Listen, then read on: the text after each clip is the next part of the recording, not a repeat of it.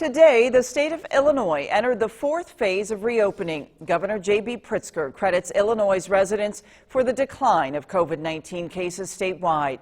News 10's Dominic Miranda spoke with some Illinois residents today. He joins us now with their reaction to this long-awaited news. A first step in a return to normalcy. That's how some Marshall residents described the beginning of Phase 4 to me.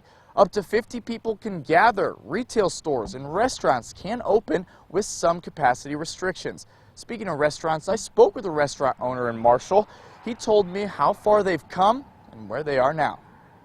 Rudy Montez has been the owner of Marshall Family Diner for 20 years. When his son broke the news to him back in March that he would have to close his doors, Montez was completely devastated.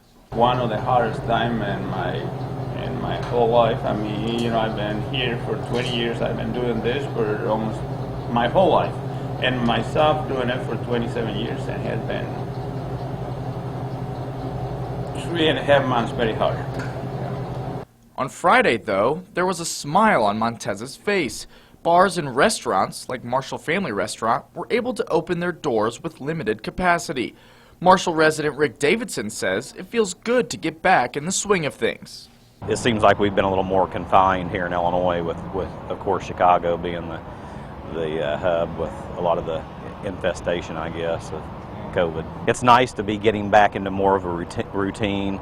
Montez says he is extremely happy to get back up and running again. He says his restaurant will follow all guidelines to protect their customers.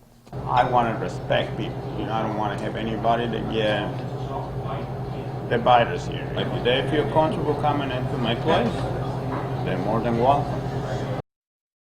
Now, Montez did tell me it still remains to be seen how well the restaurant does after the 3.5-month-long setback they experienced.